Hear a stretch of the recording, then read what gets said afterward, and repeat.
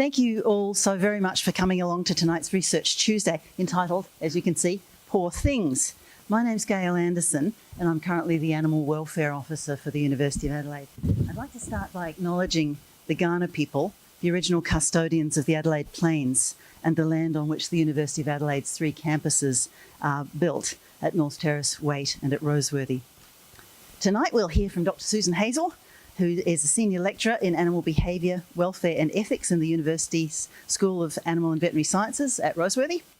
Susan is also the brand new program director of an animal behaviour degree starting this year, which will also be based at Roseworthy but is sharing some psychology courses as well. Susan's been a vet in private practice as well as in the public health area, and for 6 years Susan volunteered for the Delta Society Pet Partners program, visiting the old Julia Farr Centre with her pet Labrador Scylla, who unfortunately is no longer with us. This work reinforced to her the significance of pets in the lives of many people and the strength of the human-animal bond. She's now also chair of the SA Animal Therapies Committee, a group initiating a system to help connect people with appropriate assistance dogs and horses in the state. At the end of the presentation, there'll obviously be time for questions, so if you could hold those... I'm sorry, this is supposed to be on. It seems to have closed down. I'm sorry. At the end of the presentation, there'll be time for questions, so we will, if you can hold those until the end, that would be great. Thank you. Without further ado, I'll hand over to Susan. Thank you.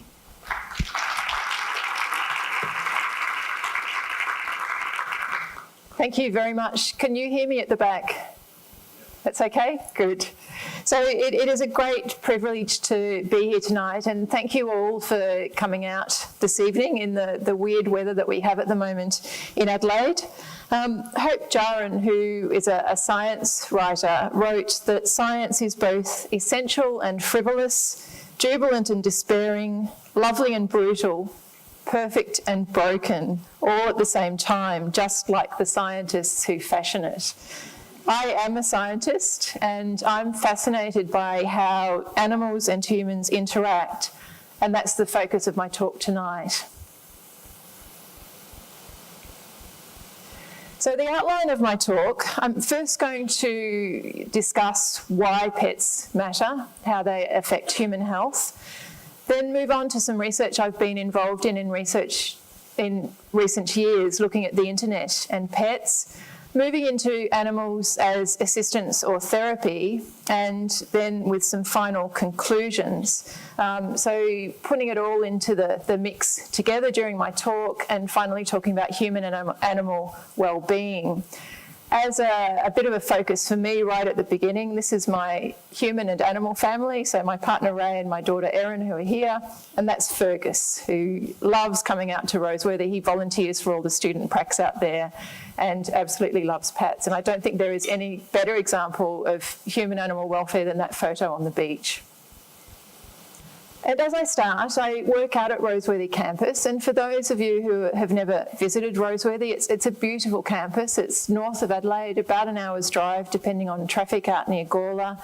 And we have a world-class veterinary facility and world-class programs out there. So we teach veterinary science, animal science, and as Gail mentioned, we have a brand new animal behaviour program. And it really is buzzing once the students come back. So, pets and why they matter. One of the reasons I like to give talks is that every time you give a talk and you do the background for it, you learn something new. And I actually learned something new right at the beginning of agreeing to give the talk, and the copywriter came back with some words that I had never heard of.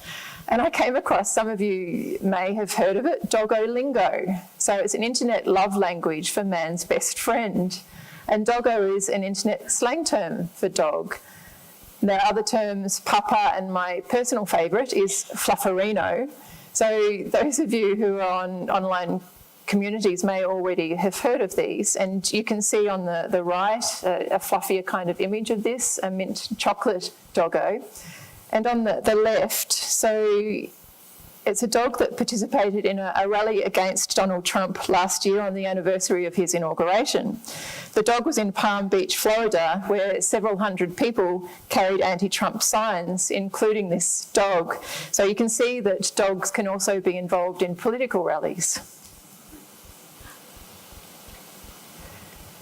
So if pets are important, how many Australians do own a pet? So the most recent survey, which was conducted by Animal Medicines Australia, estimated that there are 4.8 million dogs in Australia. Around 39% of households have a dog, and around 3.9 million cats. But with other pets such as birds and fish, approximately two-thirds, just under two-thirds of households have some kind of pet. But as I said, I'm a scientist and numbers matter. So as Mark Twain popularised in the saying, there are lies, damned lies and statistics. So many of the figures for our pet populations are estimates from industry, which the previous one, it's the only real idea of the numbers of pets in Australia that we have. So comparing with the US, as I've shown you in this slide, the pet industry figures are that 68% of American households have pets. And you can see that actually in the US, there are another 3 different independent surveys that weren't sponsored by industry that come in at slightly lower figures. So in Australia, there may be slightly fewer pets than we think. And you might say, why does it matter knowing the true number? And it does matter for our policy decisions. It matters when we're planning new urban areas or looking at ways to accommodate pets in our urban areas, because pets are very important to a lot of people. How many of you own a pet of some kind? And I'm guessing that this is a reasonably biased audience. So I should have actually said how many of you don't own a pet, but then you might have felt a little bit singled out. So many people own pets, and most people with a pet regard it as a family member. So I know Fergus we consider a family member, and we also have an old cat called Pedro who's part of our family. So in this slide, Matthew Cassells from Child and Adolescent Psychiatry in Cambridge, UK, did an interesting study where he asked young adolescents about their relationships with their pets and with siblings. And so this is the figure that comes from that here. And I think many of you, by the laughs, are already seeing the critical points in this. So the mean score, the higher the score, the greater the agreement. And you can see in satisfaction, the darker column is siblings and the lighter column is pets. So these adolescents were actually more satisfied with their pets than they were with their siblings, and they were more likely to be in conflict with their siblings than they were with their pets. So all laughing aside, the pets probably play a really important role in families as a bit of getting rid of conflict. Children can talk to them. They're part of the family. So lots of really important pieces of the glue that keep a family together. And I just wanted to share with you, so I mentioned pets in society, and a wonderful animal photographer called Alicia Rios has given us a set of images that she's called A Dog's Life. It's Rios, R-I-U-S, and if any of you want to Google later on, there are a whole series of images. I've just given you a couple of them. So she looked at the dog and then the items that shape their daily routine that they carry, keep and even eat. And she said that they give us a glimpse into their hearts and minds. And you can see this first dog, Lola Rose, a reasonably spoiled Maltese Shih Tzu mix, and the kind of conglomeration of things that she has in her life. But then you can see Magda, the very old dog, who I think is an absolute sweetheart, and she had a lot of health problems before her foster mother did adopt her. So you can see here that many of the items are relating to health problems, medications and other things that give her quality of life. So pets are part of our art, they're part of our culture, they're parts of our family. But what about pets and human health? So an Australian study some years ago looked at people who had pets and found that people that had pets versus those that didn't took fewer heart medications, they visited the doctor less frequently, and they had fewer problems sleeping. And at the time, so this was 1994, 1995, they estimated that things like visiting the doctor less frequently was actually saving the health system around $988 million a year. So we can argue that pets are good for health and actually save our health system a lot of money. But in saying that, for almost every study that you can find that talks about the health benefits of pets, there are other studies that show no effect at all, and also some studies that actually suggest there may sometimes be negative effects. So there are conflicting findings. Professor Anna Johansson is in the audience here, and in a study she did with Helen Weinfield and a research student, Jasmine Peacock, a number of years ago, she looked at mental health in participants and attachment to companion animals. So the concept of attachment is what happens when you have a baby, and it's the biological impulse for you to keep your baby close and for the baby to stay close to you. And there's a whole brain circuitry that's involved in that attachment process. And it appears that when we bond to our pets, that they hijack that same attachment, and there are changes in our brain in things like oxytocin that result in that attachment. But you can imagine that if people have a dog and they occasionally throw it a bone and very infrequently interact with it in the backyard, they have a low attachment, and it's unlikely that that's going to have much of an impact on their health. So the attachment goes across a continuum, and then a lot of people sit in this middle area. And then at the very high level, possibly that's not always good for a person, because if they are so attached to their animal, if they need to go to the doctor, they won't leave the animal alone at home, so their own health suffers. That's not necessarily a good thing. So in the paper, they discussed that although companion animal attachment accounted for only a small additional variance above and beyond that of demographic factors, it was shown to be a stronger predictor of psychological distress than some of those other factors, such as gender and marital status. So this may be one of the reasons why there are conflicting results when we look at studies that look at the impact of pets on human health, because without knowing where on that continuum people lie in their attachment to the pets, we don't really know if it's a healthy relationship or sometimes a not so healthy relationship. And there are critics of the pet as panacea, so panacea as in take a pet and it will help any person at any time with any health condition, which common sense tells you is not always going to be the case. And Professor John Bradshaw, who has had some great TV series and is an expert in animal behaviour, an expert in the interactions we have with animals, wrote a recent book, The Animals Among Us, where he plays the devil's advocate with the effect that pets have on our health and also in therapy, which I'll be discussing later. And while I don't agree with everything he said, I think we do need to keep an open mind, and we always need to test the hypothesis that pets are always good for us and find out, well, when are they good for us? In what way are they best for us? And what kinds of relationships are the best? And as scientists, try and find out more.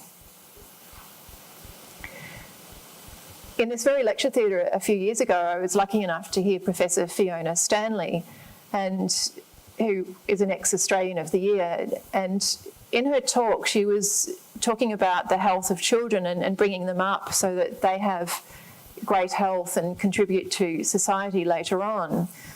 And that it takes a village to raise a child. So it's not just a family, but you need all of the support, the schools, the education system, the doctors, everything around them to raise that child. I was lucky enough to be involved in the World Small Animal Veterinary Association. We've developed global animal welfare guidelines in the last few years. And as part of that process, we developed this ecological model of pets in society. And I put this up as a reminder that when we talk about people who own pets and we talk about the pets, that they're just part of the equation. And we do also need to remember that there are veterinary clinics, there's the whole community, and then there are things like economics and politics and cultural values, pet-related industries that all interact together and hopefully interact in beneficial ways that help both people and animals. And then finally, just before I move on, I'm going to talk to you a little bit more about the internet and pets. So talking about Petra Edwards, who's doing a PhD with me at the moment, and her project is looking at the triggers that cause fear in dogs that visit the vet, because increasingly we are realising that for some vets, in a similar way to a lot of children in past years where they all hated going to the dentist, some still do, but the dentist is not the nasty experience it used to be. for some dogs, going to the vet is a nasty experience. So how many of you own a dog that actually you have to drag it through the door? It doesn't really like going to the vet. So Petra is looking at some of the triggers of that and seeing if we can do things to counteract them and make visiting the vet a lot more pleasant experience for all of the dogs that go there. So moving along, next I'm going to talk to you about the internet and pets. I spoke to you a little bit about how many Australians own pets, and every year, so if we estimate there are about 4.8 million dogs in Australia, if we estimate that every year there's about a 10% turnover, so dogs live on average around the 10-year mark, and people might look for a new pet once about every 10 years. So this would mean that we would need about 480,000 dogs a year, or now 9,000 dogs a week. And that's, when you put it down in numbers like that, that's a lot. So how do we find them? What do we know about where people go to find their pets? Traditionally, people went to registered breeders, so these are ones that are registered with the Kennel Council. And in Australia in 2016, there were just over 70,000 puppies registered from these Kennel Council breeders. So you can see that with that estimate of how many we need, that's really the minority. So where do the other dogs come from? There are other breeders, not necessarily the registered breeders. A lot of people these days get their dogs and cats from shelters and rescue organisations that do a fantastic job. Sometimes friends and family, the newspaper, probably much less frequently these days than in the past. And pet shops, again, don't seem to be a frequent place that people go to find pets these days. But when I started doing research in this area a few years ago, I realised that there was one option that nobody had really looked at this stage, and that's the internet.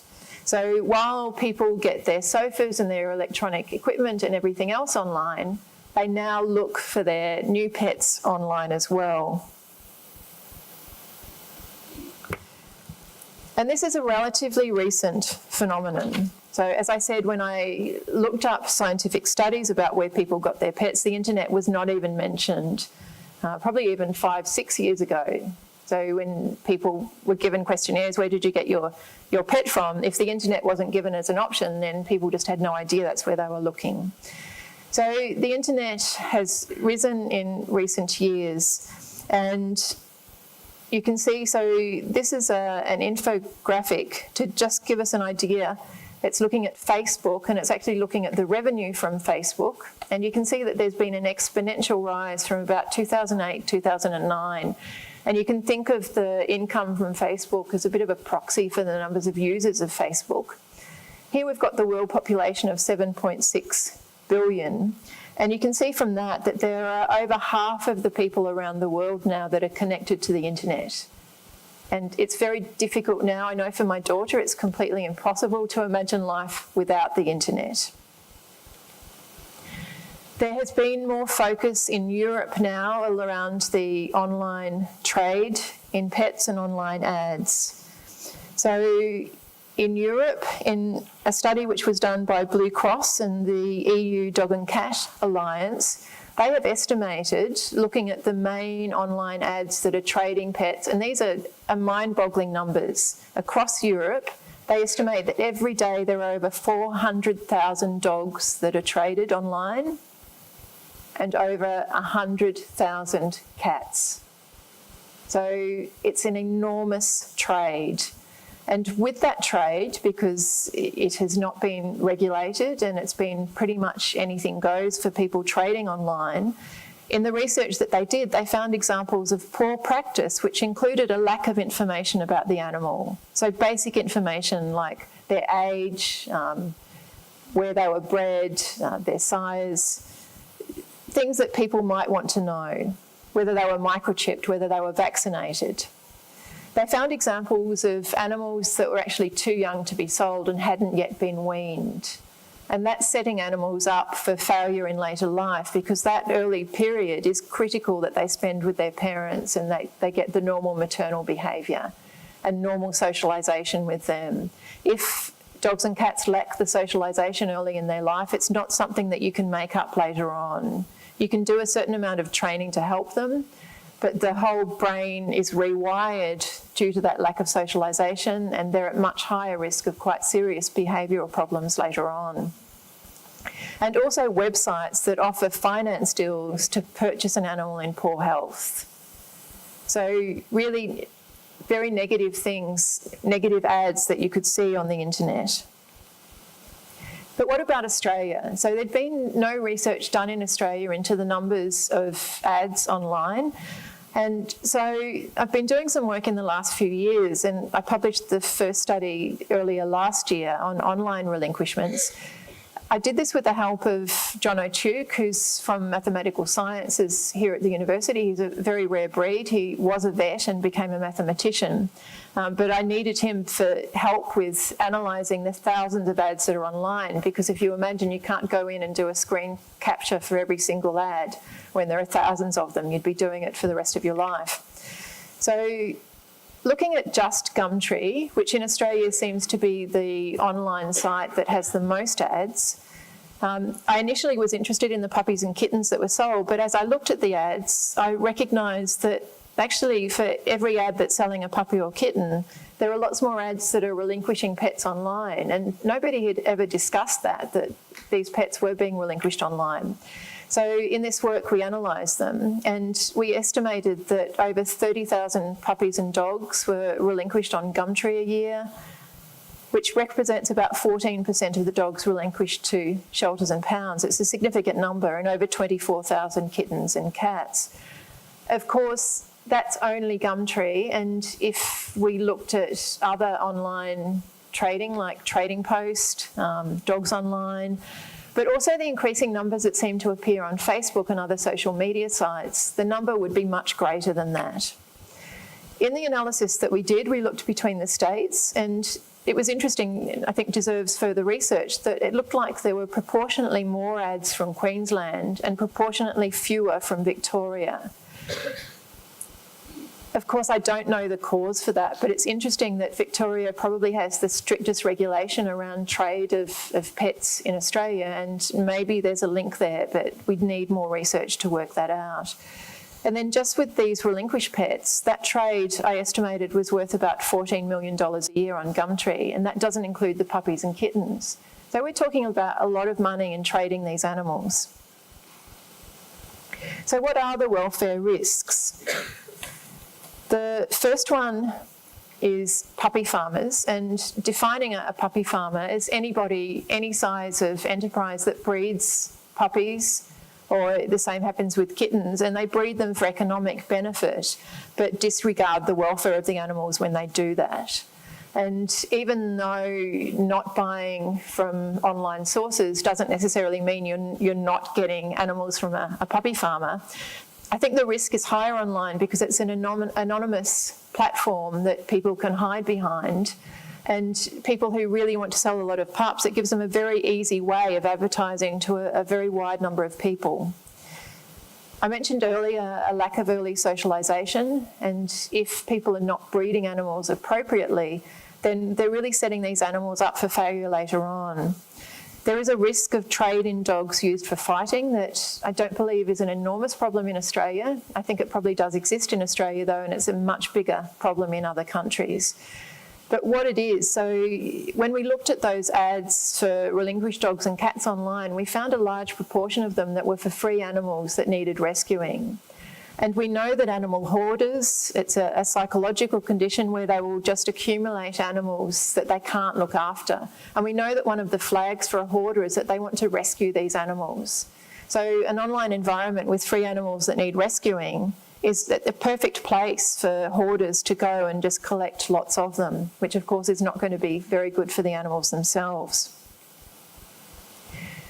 What about the health risks? So we're lucky in Australia in that we're an island, we're a long way from other countries, and we don't have as serious a health risks with diseases coming in as, for example, the UK does, where there's been publicity recently with animals that are smuggled in sometimes from abroad and that they're bringing in diseases that just haven't been present in the UK. So there's the risk of new diseases coming in and spreading.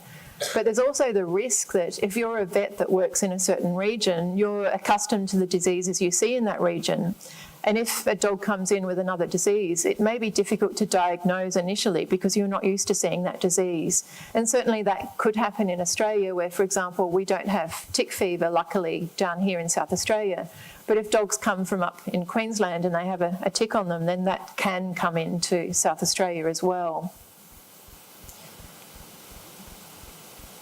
There is also, particularly with relinquished animals, we need to think about buyer beware. So when you get an animal from a shelter, they've usually been behaviourally tested to make sure that they're going to be safe to be rehomed. It's in the animal's interest to be rehomed, but also if you have a family with children, the animal's been tested so that it's not going to attack your child.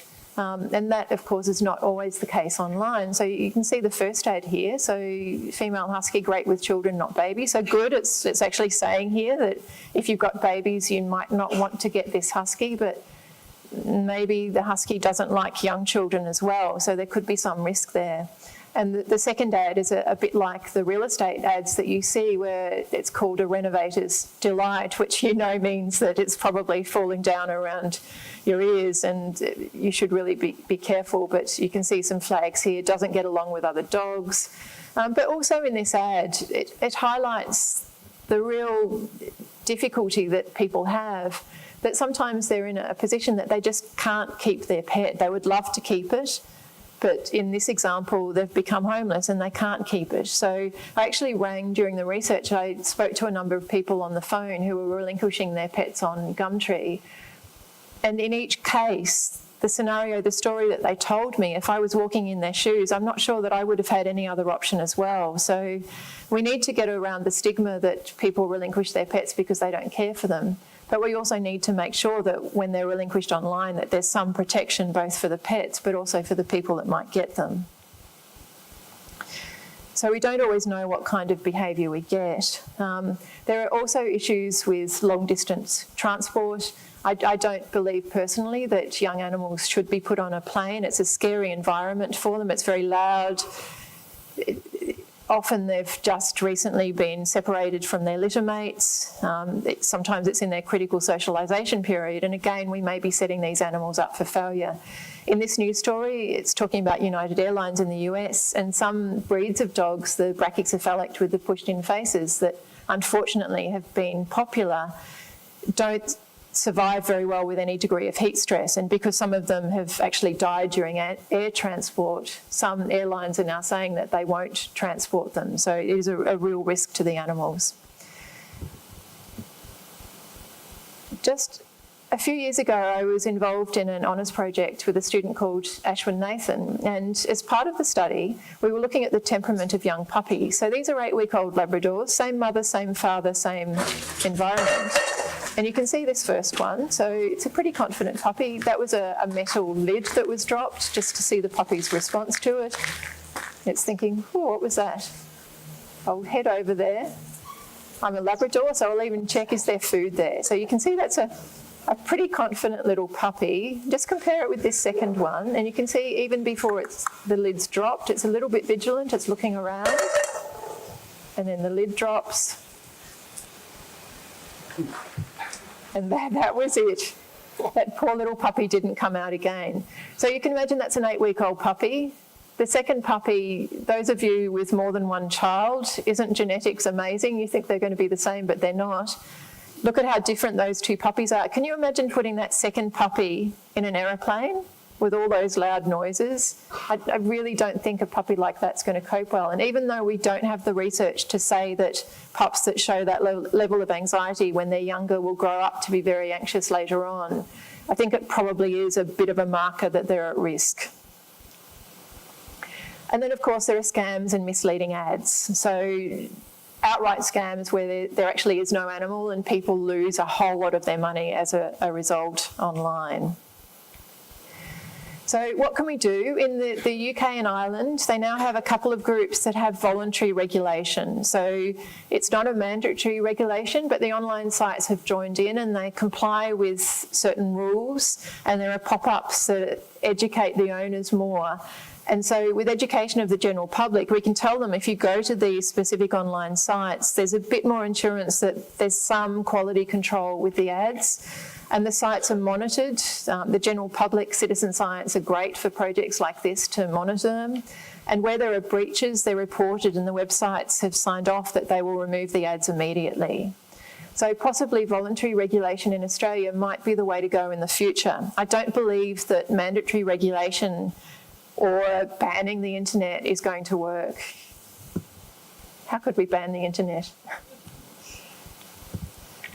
And so another of my students this year, so Anna Costa's doing honours with me, and RSPCA Australia have been interested in setting up this study where Anna will benchmark compliance of online ads with state and territory regulations for things such as microchipping, and just look at how many of the existing ads at the moment comply with the baseline standards that we have. And this information is going to be important for future policy, and if we bring in interventions to try and improve the quality of these online ads, it'll be a good baseline so that we can see if any interventions in the future actually do work. So my last section now, I'm going to talk about animals as assistance or therapy. And Gail already mentioned in the introduction that I have been involved in an animal therapy program. So this is Scylla in my partner's old MG, and she's got her sash on with the Delta Society, which we volunteered for. So we visited the old Julia Farr Centre for about 6 years, and Scylla was just amazing. She was a failed guide dog, and she did have some anxiety problems, but it seemed to be her mission that as soon as we went anywhere near the Julia Farr Centre, she just switched on and she was ready to work.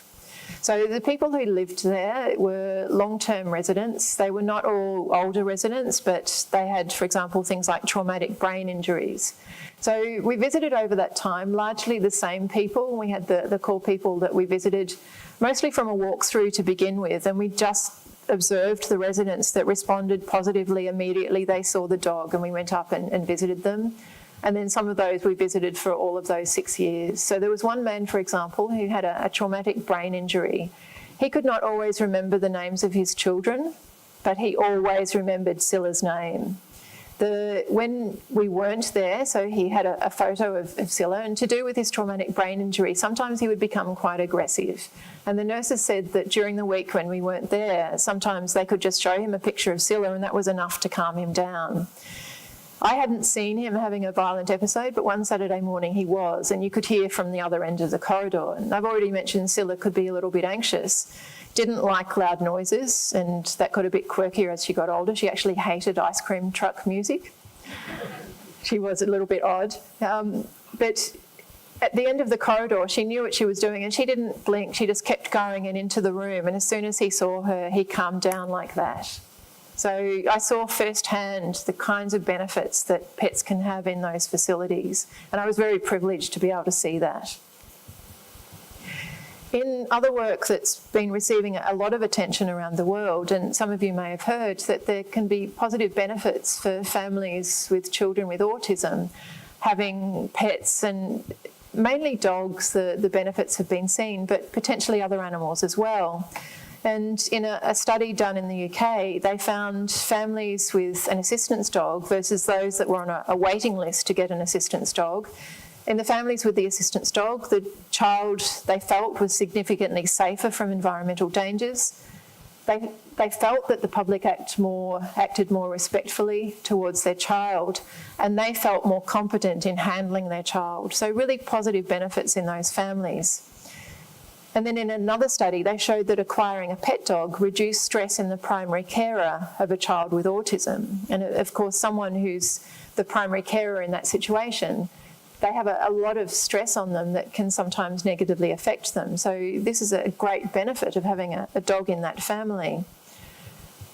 But of course, not all dogs may cope with the behaviour that children can have with autism. Not all dogs cope with normal children having meltdowns. So Caitlin McFarlane is doing honours with me this year, and she's going to be surveying families that have children with neurodevelopmental disorders such as autism, and looking at the health and welfare of the dogs that live within those families. Because anecdotally, we know that existing dogs in a family where a child is born that has autism, or families that may acquire a dog specifically to help because they think any dog will help their child, but of course not every dog is going to be suited behaviourally to helping in the family, and if it doesn't work out, potentially the families may relinquish their pet, or potentially the welfare of that pet may not be as good as it might be. So Caitlin's research is going to look in a little bit more detail at that this year. Therapy dogs are a very popular topic, and everybody loves a story about the benefits that animals provide to people in hospital. So in this example of a media story, a couple of large corporations have donated $2 million to bring therapy dogs into children's hospitals. But we need to remember as scientists that this is great, but there are always going to be limited resources. There's limited money to run these programs. There are limited animals available. So we really need to work out where we'll get the biggest bang for our buck. So which populations will benefit the most? How can we use the animals so that it both supports the welfare of the people, but also the part of the equation that often has been forgotten in this is that we need to take care of the welfare of the animal as well. So if the people are having a great time but the animal's having a terrible time, then that's not going to be a beneficial therapy program. So that's part of the research that I'm interested in focusing on. Another area that some of you may not have heard much about is story dogs, and there are some great not-for-profit organisations working in this area around Australia, helping children with literacy problems reading to a dog. A dog is a completely non-threatening kind of thing that they can read to, unlike an adult. But dogs can also relax children and give them motivation. They love the dog, they want to be with the dog, so even though they hate reading, they'll persevere with the reading to read to the dog. And there have been studies showing that this is a benefit and it improves literacy. But like a lot of these areas, in this study, they showed the evidence base on which these inferences are made are of low quality. So we need more studies to show the benefits, because then we can go out and try and find more funding to run more of these programs, because we know that if we're setting children up for success, one of the most important things is that they should have basic literacy. And some nice images of assistance dogs.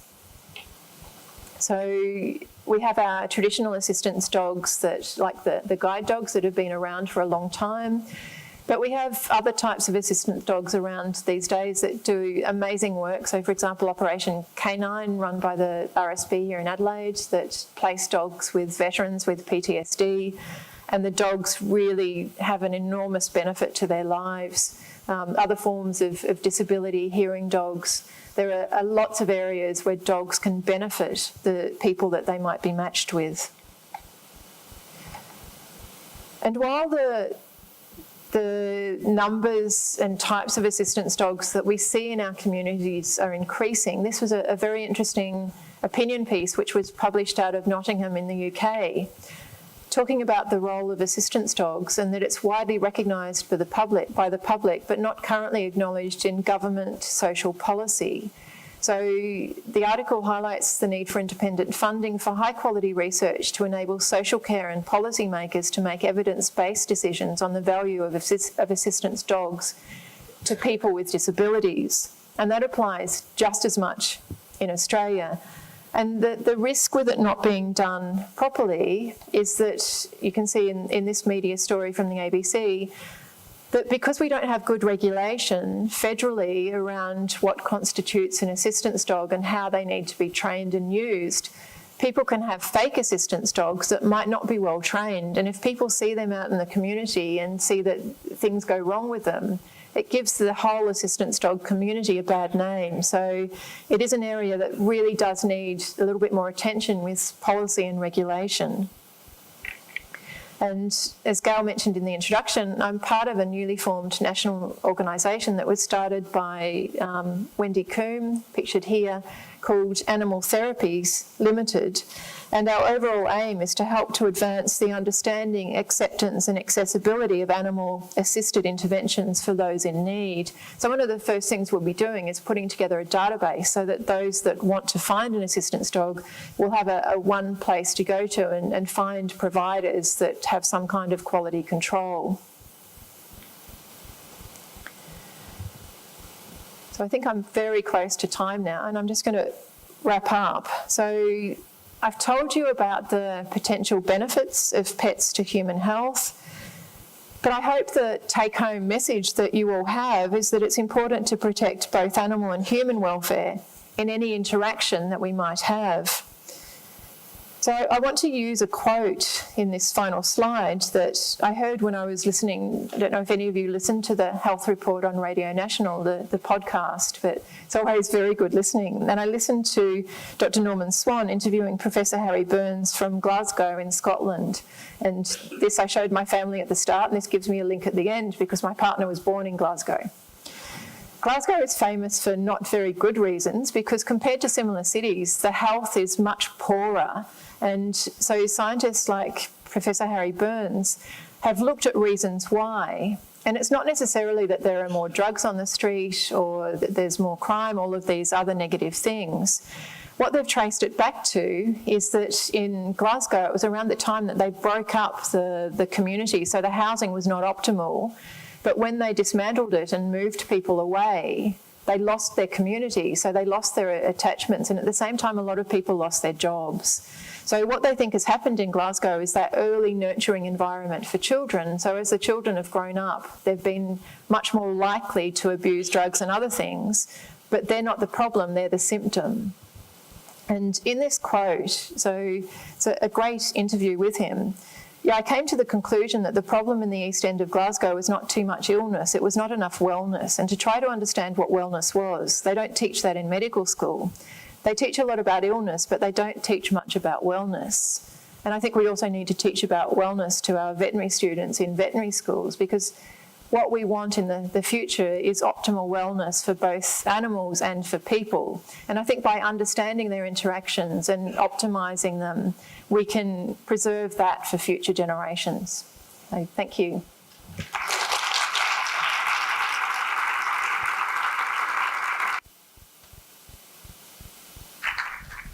Great, no, thank you, Susan. That was a far-ranging and wonderfully interesting dissertation. Thank you. So there are some wandering microphones in the audience. If you would like to ask a question, please, if you can put up your hand and one of those microphones will be delivered to you. If you could just introduce yourself, that'd be terrific too. So do we have any candidates with burning questions? Yes, I see one gentleman midway up and another lady right at the back. Microphone on the way, hopefully.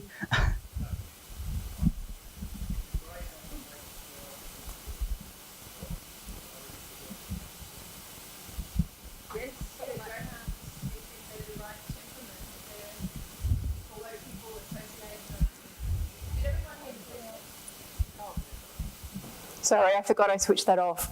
Did everyone hear the question? So do greyhounds make good assistance dogs? That was the question. You can hear me now? Yes?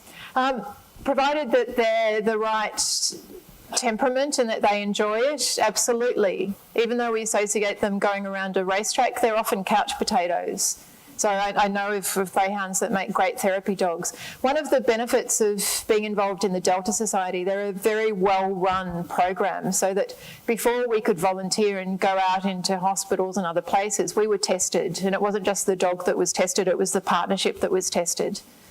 So provided they're tested, and more dogs actually fail because of anxiety than because of aggression. Because if you've got a dog that you know bites, most people don't even try to put it into a program.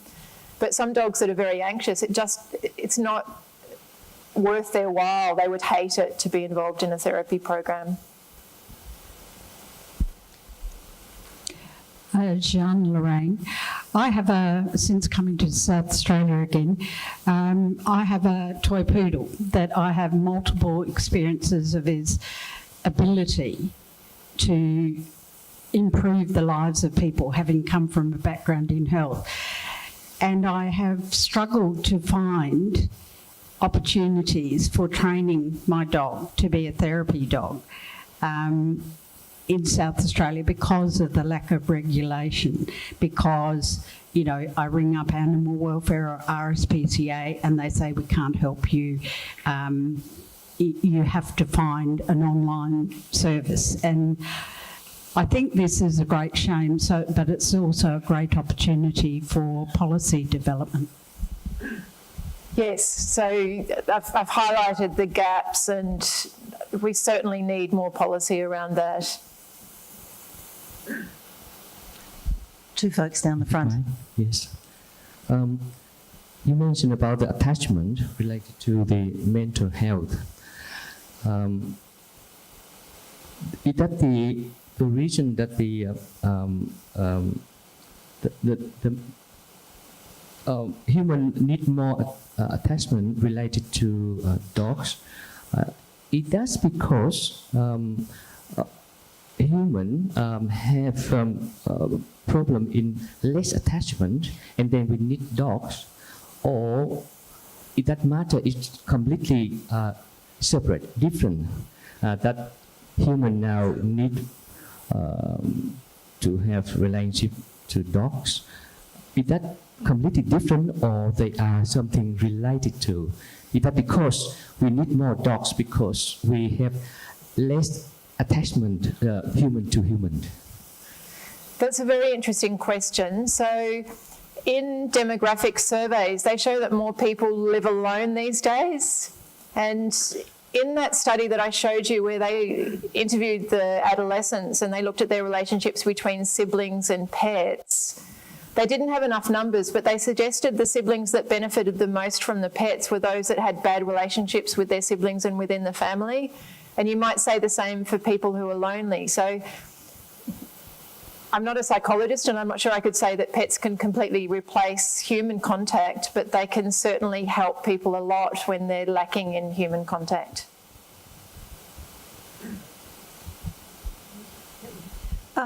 Hello, my name's Gail Manson. I volunteer at the Harndorf shelter, and one of the things we're seeing a lot happening is people having to relinquish their pets to us because they're going into nursing home care, and a lot of times these people are allowed to get they end up being very bad because they don't want to be separated from their pets and they worry about them. And I would love to see the day when nursing homes are going to be able to take in people's pets, because often the pets are quite elderly as well, and I would love to see that happen in future, so maybe that's something to look at as well. Thank you. So that is something that we have been aware of. So Dr. Jeanette Young from UniSA is on our Animal Therapy South Australian Committee, and she's done a little bit more research in this area. And there are some nursing homes that are providing some space for people to keep their pets in these days, which is great. We did some research a little while ago with an honours project, and we interviewed people just after they'd entered the nursing facility. And a large proportion of them had actually given up having a pet 15, 20 years ago, mainly because they saw that as a risk that they couldn't take it in. And so there's also the question around people losing that benefit of pets because of the threat of not being able to stay in their own home. Hi, my name's Kathy. Thanks for the talk. It's very clear from what you're saying about that strong attachment between people and their pets. But, and I'm going to say something that I'm sorry is a little bit unpopular, it's quite clear also from the research that domestic pets have a big impact on native wildlife of all kinds. But because of that attachment, I think people are not willing to accept that that's a problem. Is any of your research looking into any of that?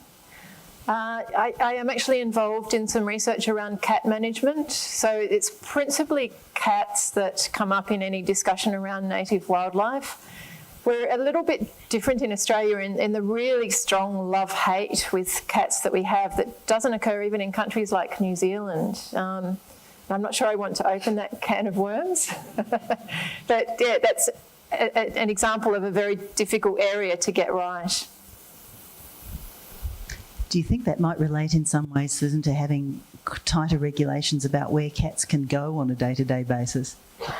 I think that can help, yes, particularly at night, but ideally keep cats inside all of the time. That can certainly help. But then there are counter arguments with people that say, well, can you keep a cat healthy and happy? And yes, you can inside, but you need to provide environmental enrichment. Hi there. I recently moved back to Adelaide for family reasons and chose to move into rental accommodation. My options in bringing a cat with me, yes, I am Catwoman, were severely limited. Now, I know that in New South Wales, where I'd been living, they have been talking at a policy level around housing about making some sort of regulations for companion animals and such. And I was just wondering what, if anything, is being done in South Australia about such things. I got lucky. I got somewhere to stay and I'm fine until, I move somewhere else. But this is, with so many people who are living in rental accommodation, this is a problem. This is a big issue, and having looked at those online ads, often accommodation is a reason that people give for relinquishing, so they're renting and they can't keep their pet. In South Australia, unfortunately, I don't think anything is happening in the immediate future. Some of you may remember a few years ago we had a citizen jury here around some changes to the Animal Management Act. And at that time, the citizen jury brought up rental accommodation as one of the things that they wanted to fix. And the message went through and it didn't go any further. So there's no appetite to change it at the moment, but I think we need to keep the pressure up because it is very important for people.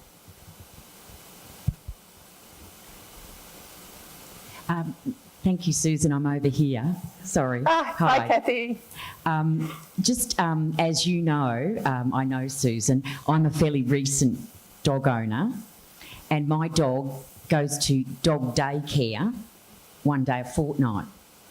There seems to be an explosion of these sorts of facilities, well, certainly driving around Adelaide, and I must admit I'm quite taken aback at the numbers of dogs that are sometimes in the facility. Could you comment about what type of regulation and control there are over these sorts of facilities, if there are any? So as far as I'm aware, there is no specific regulation around those facilities, and it's probably an area that we need to look at, but it's hard because it's not necessarily the number of dogs that are in a facility, it's the number of people and the experience of those people. So someone with experience might know to keep a dog separate or not in a large group, and if you don't have that experience, even if there aren't many dogs, that dog might suffer as a result. But you're right, there is an explosion of these types of places. So I've got some students that did animal science and are now involved in dog training. It's an area that I think people with more experience, more training in animal behaviour could work in the future.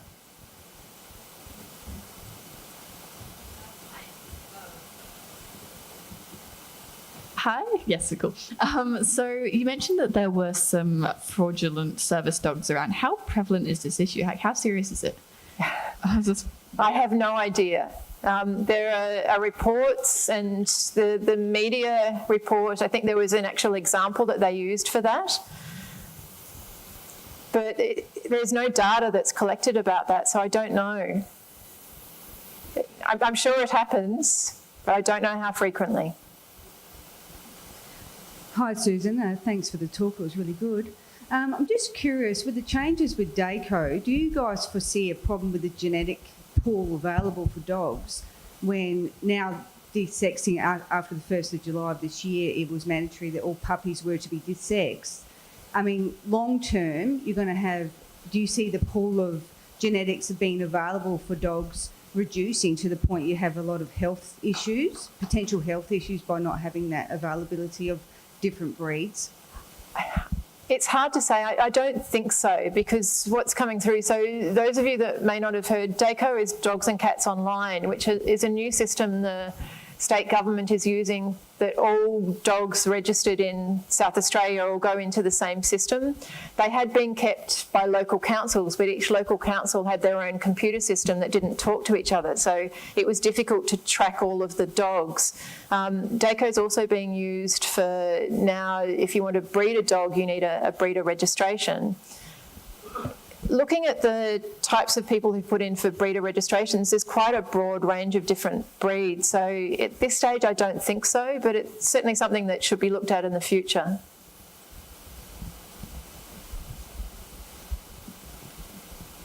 Hi, I'm Sharon.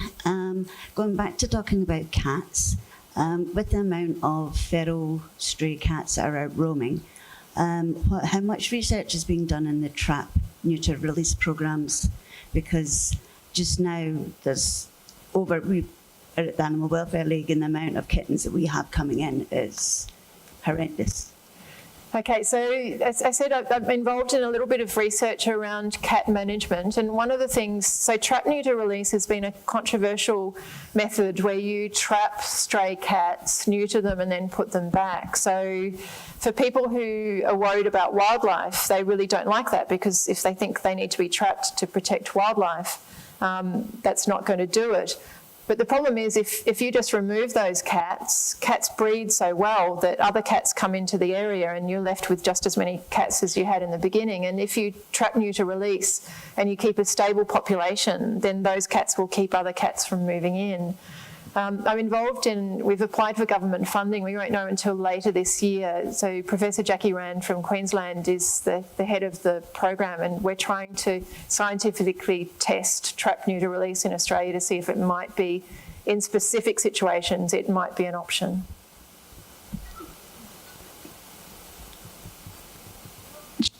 Keep us dogs. Whoa.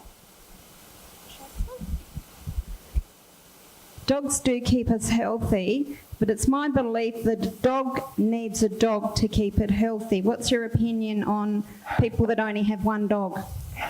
That's a very interesting question, because we only own one dog. But in saying that, he has company pretty much every single day.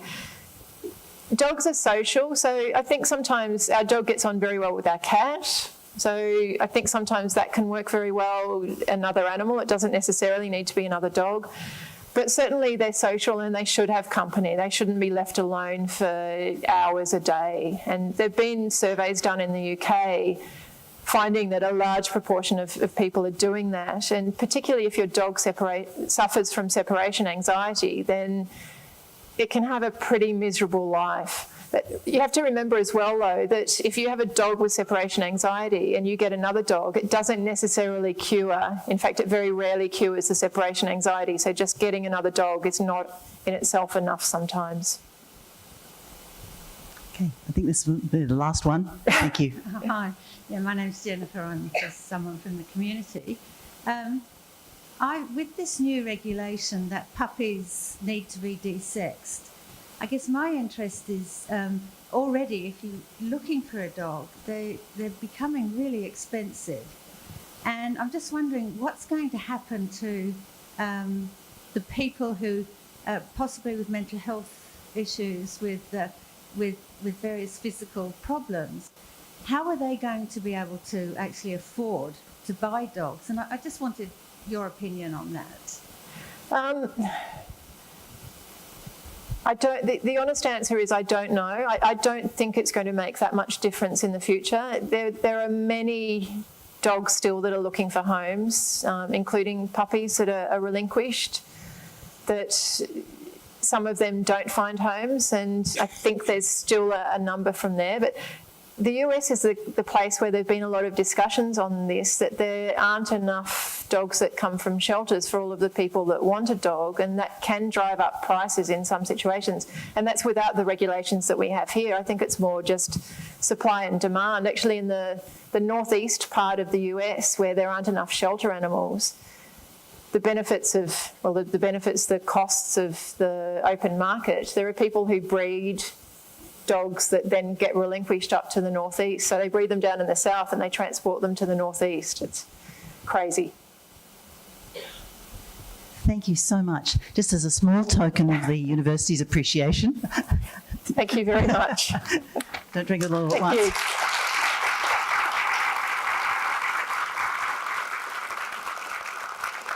you. And thank you so much for all attending. And if you're very keen on Research Tuesdays, the next one will be on March the 12th, and it's called Typewriter. There'll be 3 authors prepared to tell all about what it's like to be a writer.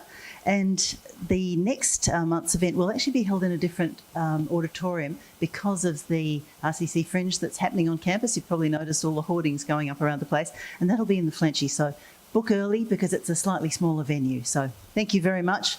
Good night and safe travels home.